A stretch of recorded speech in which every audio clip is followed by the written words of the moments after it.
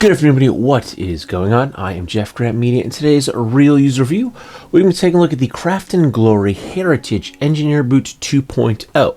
Now, Craft & Glory did some of these boots as a sample for review, but all the opinions in this video are mine and mine alone. I did not share this content with the Craft & Glory prior to publication. They will see this when you do. So, these now have been on my feet for probably a little more than a month. We've been using these quite consistently.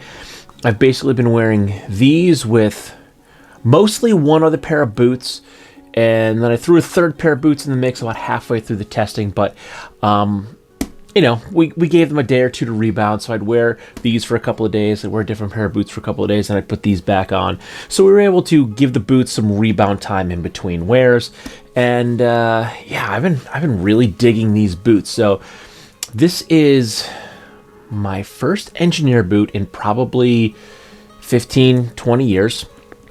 I've had, I think, one other pair of engineer boots and a pair of harness boots. I know I had a pair of Double H harness boots, and I'm pretty sure the only other engineer boot I had was a Chippewa, and I got the Double H's and the Chippewas because those are the two of the brands I sold when I worked at the Army Navy store, and that's how long ago it was when I had those boots.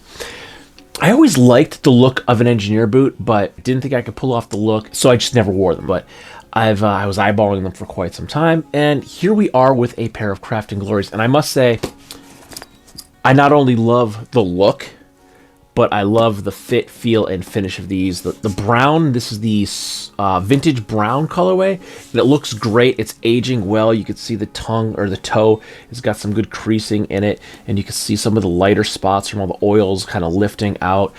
It's looking really good. The sole is in pretty good shape. We do have a little bit of wear here on the heel, which would be the outside right. I think that's the same on both.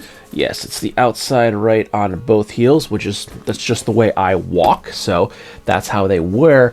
But thus far, they have been wearing and working really, really great. Now, it's an engineer boot, so it's made to be kind of worn and beat up. But I will say I've worn these in the snow.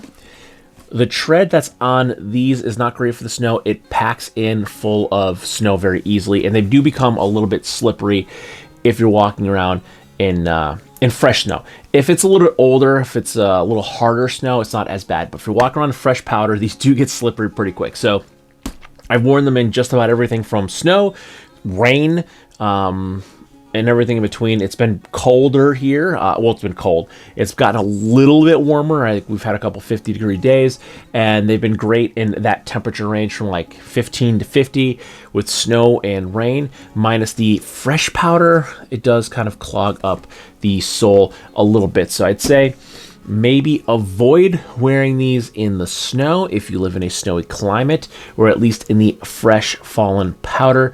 Other than that, they've been great. I haven't had any issues with comfort. Mine are an 8.5D, which are the same size as my other pair of Craft & Glories. Now, I think I could have sized down to an 8 in the engineer boot and been really, really fine. Engineer boots are hard to fit. Any kind of slide-on boot is hard to fit. You're going to have a little bit of slippage in the heel. I will say I got the veg tan insoles in these, which I also have in my moc-toe Explorers. And while I find them incredibly comfortable, I don't think they were thick enough for the engineer boot, because I did have a little bit of extra heel slippage that I was a little bit not comfortable with that. I didn't get any blisters or anything, but it was a little bit annoying, and I could feel my heel slipping a little bit more than I would prefer than something like either of these like cowboy boots up here.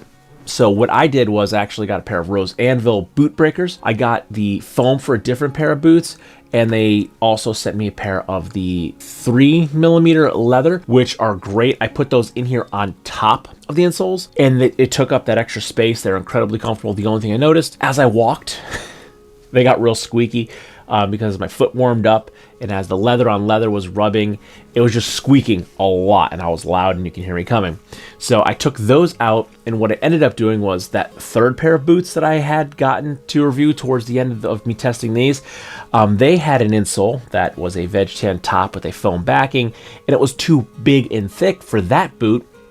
So I took the boot breakers and the original veg tan insoles out of my Craft & Glories, and I took the insole out of that boot, and I put the insole from those boots into here, and I put the boot breaker into the other boot, and now both boots fit me perfectly. So if you are considering getting the engineer boot, I'd say maybe get these a half size down smaller. A half size is only about a 1/4 inch difference in length, but I think that would have taken up a lot of that extra heel slippage that I was getting in the heel of these boots. Now again, it wasn't anything that was causing me any discomfort. I didn't get any blisters, I didn't get any hot spots, and I wore these a lot before I switched the insole, and I've worn them a lot since. And they were comfortable, just I had a little bit more heel slippage than I was comfortable with.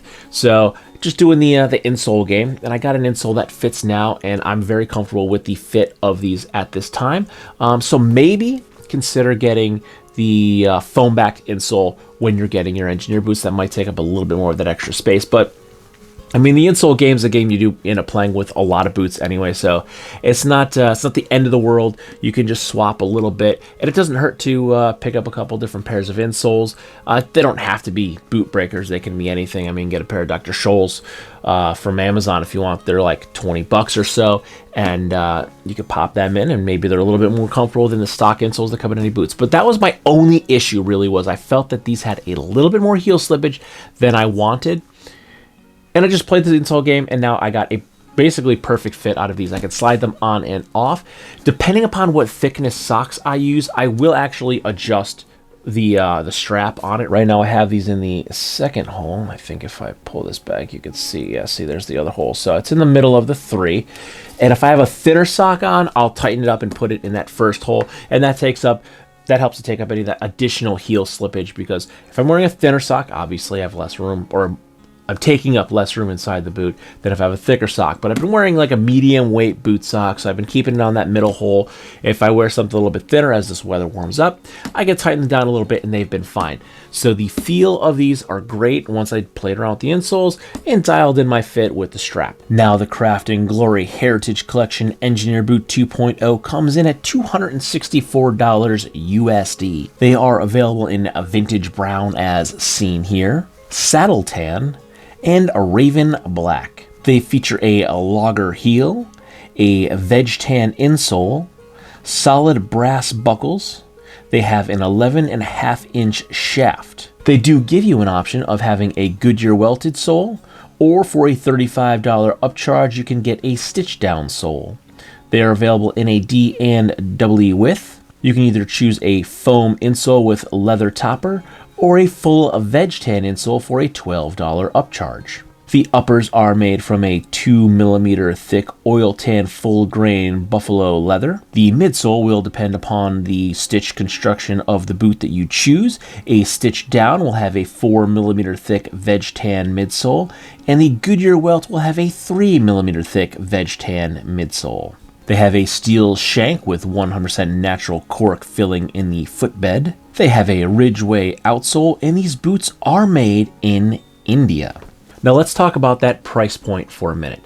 $264 as your starting point. Now if you choose to have a stitch down construction, you're going to add $35, so we're at $299. And if you want to have a veg tan insole, what I say, $12.50, so you're coming in at right about $311.50. That's actually a phenomenal price for an engineer boot. That is the lowest introductory price that I can find for an engineer boot.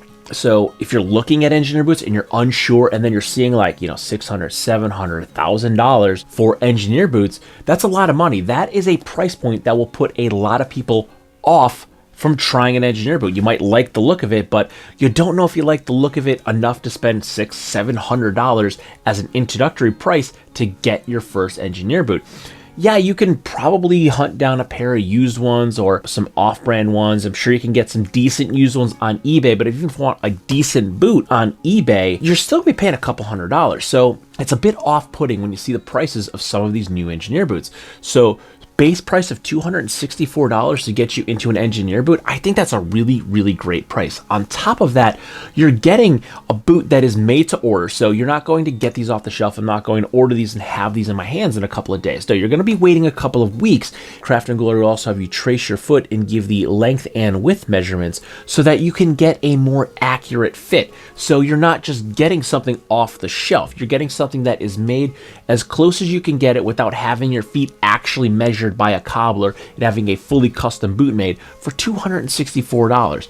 That is a great price. Even if you do both of those upcharges and get them for like $310, still a great price. That is about half the price of any other boot, any other engineer boot, I should say, that I've been looking at. And I've been looking at them a lot lately. So it's a really, really great price if you're just looking at or just getting into engineer boots. I mean, that was one of my problems is I kept looking at them like I really, really want a pair of Mr. Lou's, but I don't want to spend $700 and wait like a year to get my boots. So, I mean, you could spend a third of that, get a great boot that is still made to order, and you're going to get it in a couple of weeks. So the fit, feel, finish of these has been great. I've been loving these. Once I dialed in my insole fit, got rid of my heel slippage, they've been fitting great. They've been wearing great. You can see I've been wearing the hell out of these things. I mean, I got the heels a little worn down, and there's still a ton of life left on these.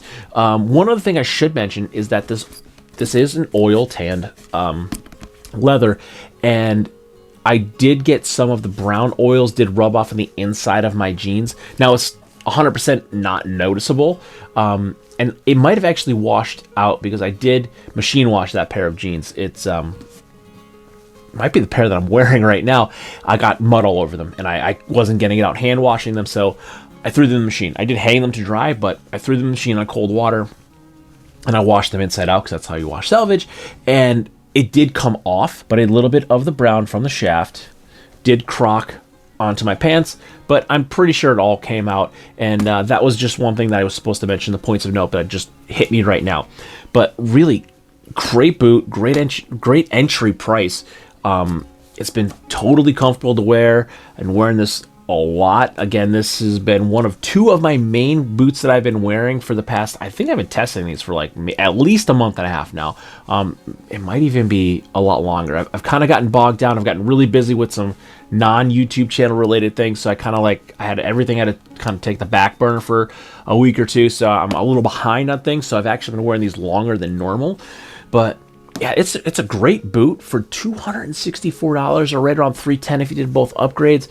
It's a phenomenal boot. I'm very, very pleased with it. It's very comfortable. It's very, very durable, and I'm going to keep on wearing it. And it's a great slip-on boot. Just if you're wearing it in the snowy conditions and you got some fresh powder, just be careful because it's not a deep lug sole. It fills up quick and it became a little bit slippery. Yeah, that's my only word of caution. And then my other point of note is that yeah, the brown tan did rub off onto my jeans, but it didn't stain, which is surprising. I thought it would have. It didn't bleed through to the opposite side. You couldn't see it on the indigo side, just on the white warp, or I'm sorry, the white weft of my jeans. You could see it, but it washed off. So one word of caution, one point of note. Everything else is all good. I mean, the fit, feel, finish is great.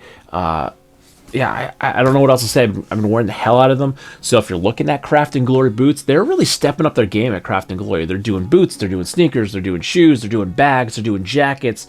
They had an Instagram reel where they're waxing a pair of Filson pants. Like, they got some things in the works, and they don't seem to be slowing down at all. If anything, they are ramping up like tenfold every single time you see something. So stay tuned. I think there's going to be some more Craft & Glory stuff coming to the channel because I'm very, very pleased with what I've been getting from them. This is my second pair of boots from them now. My first pair of engineer boots in 15, maybe more years.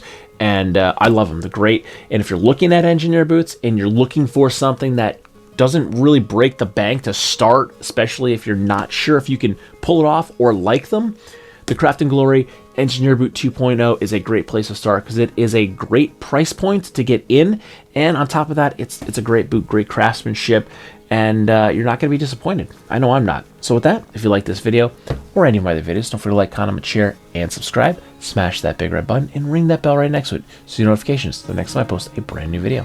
Good night.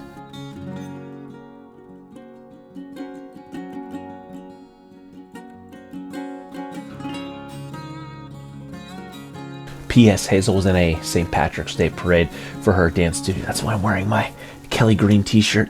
I had to get a little bit festive for the event.